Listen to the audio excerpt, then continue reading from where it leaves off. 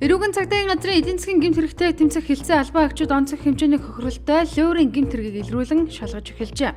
Тодорхойлбол тус хэлтсийн албан агчид Румулсын Михаил Флорин гэгч Улаанбаатар хотын 22 цэгт байрлах арилжааны банкуудын автомат төлбөрийн машинд 63 удаагийн оролдлогоор леурийн гүйлгээ хийж онцгой хэмжээний хохирол учруулсан хэргийг илрүүлсэн байна. Нийслэлийн Баянзүрх дүүргийн засаг даргаар Батамгалан батамжилсныг эсэргүүцэж өнгөрсөн 7 хоногийн баасан гарагаас эхлэн тус дүүргийн ардчилсан намын гишүүд дэмжигчид тэмцэл эхлүүлээд байсан. Энэ тэмцэл нь Бямгаргаас үлсгэлэн болж хувирчээ. Нийт 5 хүн Баянзүрх дүүргийн засаг даргын хамгийн газрын байрны гадаа үлсгэлэн зарлсныг их сурвалж мэдээллээ.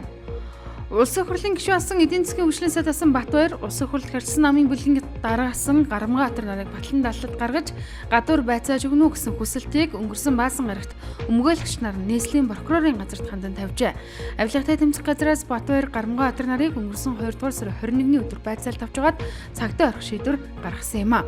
Монгол Улсын хууль зүйн дотоод хэргийн яам, Орос улбаны улсын дотоод хэргийн яамын хоорондын хамтын ажиллагааны хилцээрийн хүрээнд хойд хөршид засгийн газрын тэтгэлгээр суралцах боломж байна.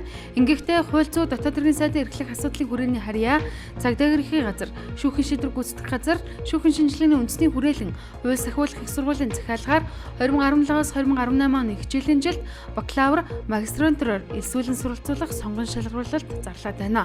Дорнод Сүхбаатар Хинтээ аймгийн нутаг дэвсгэрт малын гоц халдварт шүлхий хоньны цэцэг өвчин гарч өвчний тархалт нэмэгдэж байгаатай холбогдуулан энэ сарын 3-ны өдөр зам тээврийн сайд тушаал гаргаж тээврийн хэрэгслийн хөдөлгөөнийг түр хугацаагаар хязгаарлаад байна. Үүнд Дорнод Сүхбаатар Хинтээ аймаг руу зорчих тээврийн хэрэгсэл хамаарч байгаа юм. Дүнжин гаруй 2017 морин уралдааныг хоригдсан нийслэлийн захиргааны иргэн шүүхийн шийдвэр өнгөрсөн баасан гарагт гараад исэн. Гэвч өчигдөр товлсон ёсоор Дүнжин гаруй 2017 хаврын уралдаан Төв аймгийн Аргалан цэсмийн нутаг цагаан хөтөлт боллоо.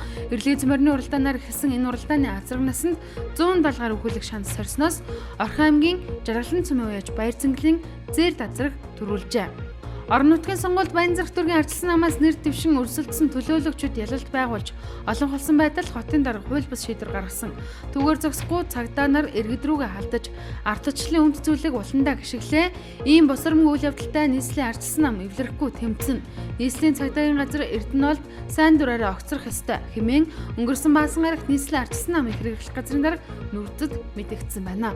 Гэр бүлийн хүчирхийлэлтэд тэмцэх хуулийг шинээр баталж хэрэгжиж эхлээд байгаа илээ. Тэгвэл гэр бүлийн хэрэг маргааныг шийдвэрлэхэд шүүгч эвлэрүүлэн зөвчлөгчдийг нэг цэг төвлөрүүлж мэргэшүүлэх боломжийг бүрдүүлсэн шүүхийн 3 дугаар байрны нээлт энэ сарын 3-ны өдөр болжээ. Ингэснээр энэ хэргийн маргааныг таслан зогсооход мэргэшгээс гадна урьдчилан хамгаалах юм а.